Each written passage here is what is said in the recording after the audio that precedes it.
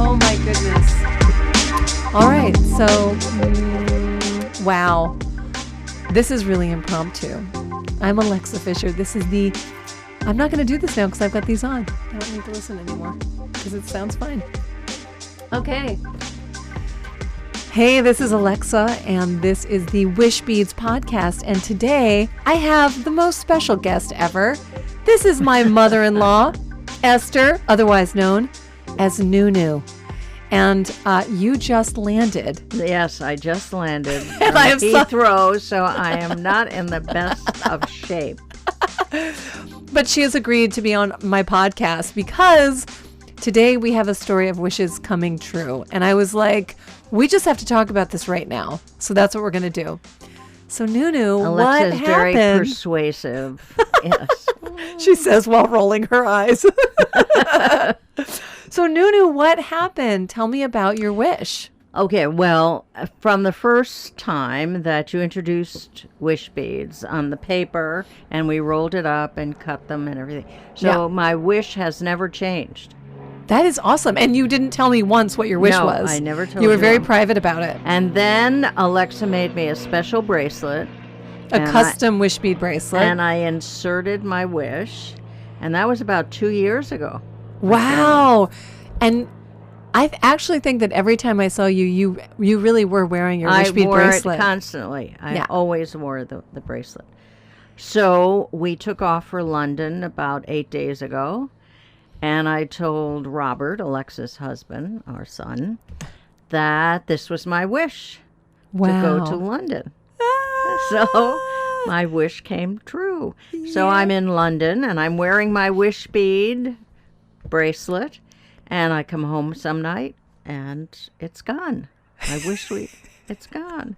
It stayed Your in wish London. came true and it was like, I'm done. London. My work here is over. Oh, I know. Oh. I'm so upset. Well, it's upset, but it's also really sweet. And it's not the first time that I've heard of people who have their wish beads bracelets have like popped off or they have unraveled just in the moment when their wish came true. And in fact, I'm going to be interviewing Kelly, who has a crazy story about that, which I will say for another time, with the paper bead bracelet that literally unraveled when the moment that her wish came true. It was very strange.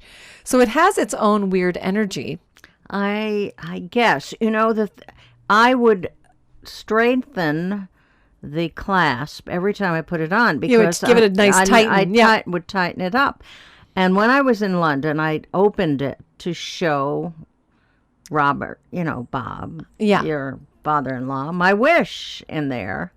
And maybe you didn't tighten it all the way up? I didn't tighten it enough when I put it back. But you're ready for a new wish. I know. I have to think about a new wish now. This is very powerful. Yay. So tell me, how long have you imagined or dreamed or wished about going to London? Since I was in college. Oh, my goodness. What? I know. When I was in college, I was a senior, and I applied for a Fulbright. And I wanted to go to London and study the Royal Shakespeare Academy or something like that. I never got it. I never got that wish at that time, because if I had, I probably wouldn't have married your father-in-law. So, so it worked out.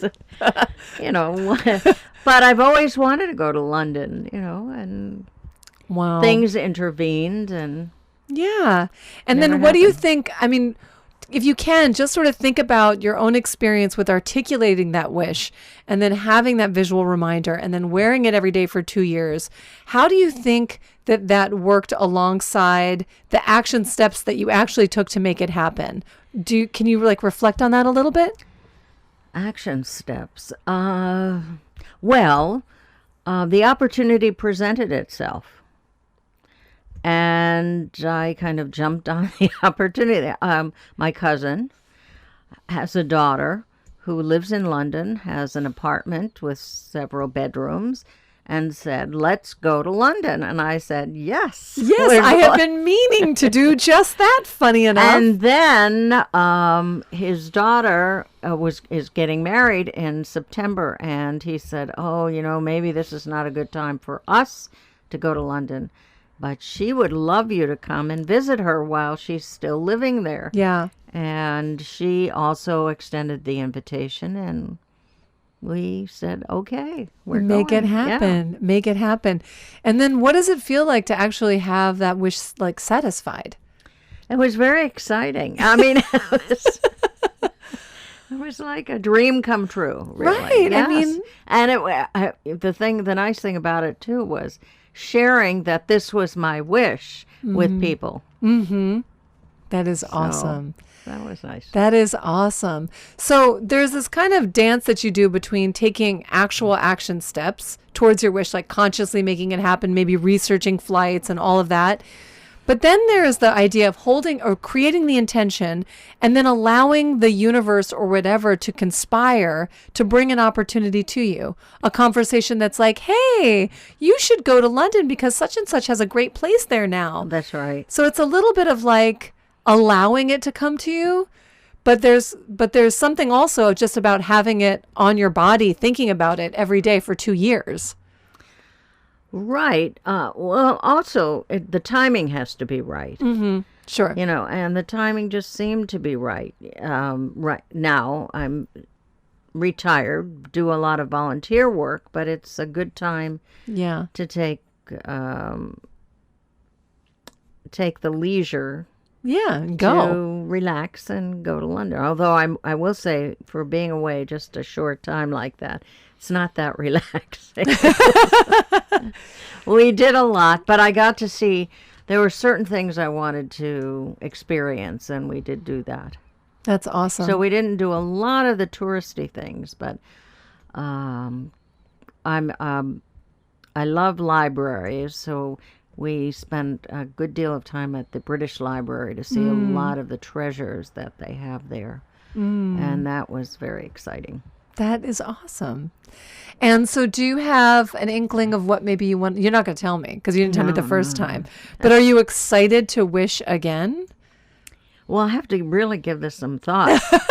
I do have a second wish bead, but I've never inserted a wish in it yet. Oh, see, I actually really like the one major wish. People ask me because I often wear multiple bracelets and they're like, oh, do you have wishes in all of them? And the truth is this is my Uber wish. When I work towards my wish, when I do my own wish work, it's for this one, which is my 1 million people wishing at once sometime in 2020. That's a big one. That's a really big one. So it requires a lot of intention. But some people want to do like 5 wishes at one time, but I think it's quite powerful to just focus your energy on one thing, one wish. You know, it's like you can wish for as many things as you want, but there's something really focused about holding the intention of one thing. I think so too. Yeah. I don't know. It just makes it very special. Yeah. Because then you see it and you focus, you know what it is, and nobody else knows what it is. Right? That's so cute. You didn't even tell Bob? Nobody knew. Nobody knew? Nobody knew. He was very surprised. Well, I told Robert, your husband, and then when we got to London at our hostess's flat, I told her, I said that, Kristen, this was my wish. And Bob said, oh, your wish. That's so cute. So he has a wish. I don't know what his wish is. Oh, either. I love that you all been married forever and you're like keeping secrets from each other. I like that. Yeah, what? Yes, it's got to be secret. Yeah. Oh, that's so cool. So I really have to put some thought into this. Now, of course, our hostess's father, who was supposed to accompany us on the trip, when he heard that this was my wish, in the wish bead, the wish bead, he said, that settles it. I'm getting one. And he did. Well, it's about time. I know. It's about time. They work. Now, I often get the question, because there's the 21 days of wish work, does your wish come true in 21 days? And I must say, no, generally not. Sometimes yes, sometimes quickety quick. But the 21 days is really to train yourself to reframe how you think day to day. It's about focusing on those little moments of connection, whether you're listening to a song or you're smiling at somebody or you're putting something in your calendar. Those are habits that you can form in 21 days that move you in the direction of your wish. But it's not like make a wish and in 21 days your wish comes true. It's habit forming. That's that magic. If you do anything for 21 days, you technically are supposed to form a new habit. So wearing it is step one, but then those little action steps that you take, that's weird. Did that sound like thunder? It did. That's so weird. It's like super sunny. Weird weather. Anyway, so it's pretty cool. It's pretty cool. The other thing that I thought was so cute about seeing you off on your London trip, not even knowing that was your wish, was literally how youthful you seemed. Like sprightly and excited, like a little kid, like, my wish is coming true. I didn't know it, but it's really sweet. Really? Yeah. Robert said you were so excited, and I thought, oh, okay. Yeah, because you all do a fair bit of traveling, but it's something special to be like, this is finally happening. I wanted to go, right? I've been to Italy, and I've been to Ireland, but I've not been to Great Britain. Wow. And do you think it made you, I don't know, feel more present in the situation, like really savoring that energy? Yes, it was. Every day was very special. Yeah. It was really nice. Yeah. And being in some of the places that we chose to visit was special. You know, we made a concerted effort to do certain things every day. Mm-hmm. That's so fun. So you have granddaughters. Yes. And grandsons. And thinking about Wishbeads and this sort of, regardless of whether you have the bracelet or not, what would you sort of recommend or, think about in terms of advice that you would give to people? No, really. I mean, in terms of making their own destiny, regardless of whether you're wearing a bracelet or not. But this idea of being able to create and do and, go after your dreams, no matter your age, no matter where you are and whatever stage you are in your life. Do you have some advice that you would pass along? Well, yeah, I guess it would be to set your goal and then chip away at it. Because let's face it, about, almost 3 years ago, your father-in-law and I made a major move. And we had been talking about moving from our home that had been the family home. Yep. To a condominium in downtown San Diego. Yep. For years. Yep. Many, many years. And you always kept saying, well, you've got to take one closet at a time. Chip away. You got to. And of course, we never did. But then once we decided, okay, now we're going to do it. And it took us a few months, but we worked at it. You did it brilliantly. And I mean, beautifully. So I guess would be set your sights and figure out what you're going to do to get there. And what is actually crazy about that story is that Papa, Bob, father-in-law, you all loved this one building. You knew all of the different configurations of each of the apartments. You wanted that same building a long time ago. Yeah, mid-90s. In the mid-90s. It was like, that's the building we want to live in. And yet, that opportunity passed, but you never let your dream go away. That's right. And so, you made a decision, but you still held on to this idea of maybe someday we will live downtown. And maybe someday we'll live in that building with the red bricks and the concierge and this view and this type of unit. And again, when the opportunity was right, it totally aligned. It just, you're right. And then it was sort of mind-boggling that you all had the energy.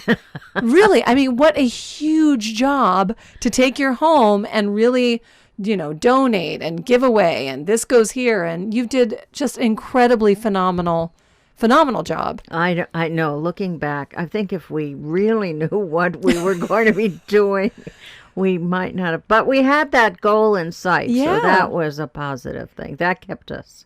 I don't know if we could do it now, but that kept us going. Think of the beautiful friendships that you've made, how much fun you're having living downtown. That's right. And this sort of light and easy maintenance so that you can travel and not think about your home. I think that's something in this day and age, as we want this immediate gratification. So we just want it to happen. And if it doesn't happen right now, we're like, oh, forget it. And you really, I mean, the mid-90s, it's been a long time. That's a long slog, yes. It's a long slog. And I remember when you would think about the house and the pool maintenance. And, it just seemed heavy. And now again, you all seem so light. You're free from it. That's right. And you worked for years to make it happen. So that would be my advice. If you have, don't give up. Keep working toward it, and eventually it'll happen. Your wish comes true. That's right. Like my wish, maybe 4 years. That's 4 years that of is writing my wish out. That is so fantastic. Well, don't worry. Maybe there's a new Wishbead bracelet coming your way. Oh, that would be very lovely. That was a special bracelet that Alexa made for me. Yeah. And there was something. It was almost destined to happen that it would be left in London, I think it's kind of poetic. It is. I really do. And to think that some Londoner is going to pick it up and be like, my God, what is this? That's right. What have we here? Not sure what accent that is, but it's so cool. So I'll make you another special. Oh, okay. And then you can do the visualization and see what else comes to you. Oh, yes. Who knows where you're going to be? I know. No, I really have to have a special wish again. Yeah, because you make it happen. Well, thank you for being such a great sport. You just traveled across the big pond. 10.5-hour trip. Yeah, 10.5-hour trip. We gave her a cup of coffee and I was like, hey, let's make a podcast. And then you walked out and you're like, on video? And I'm like, you're in profile. Don't worry about it. So anyway, thank you, Nunu. Thank you, Alexa. Oh my goodness, what fun. Yay, wishing.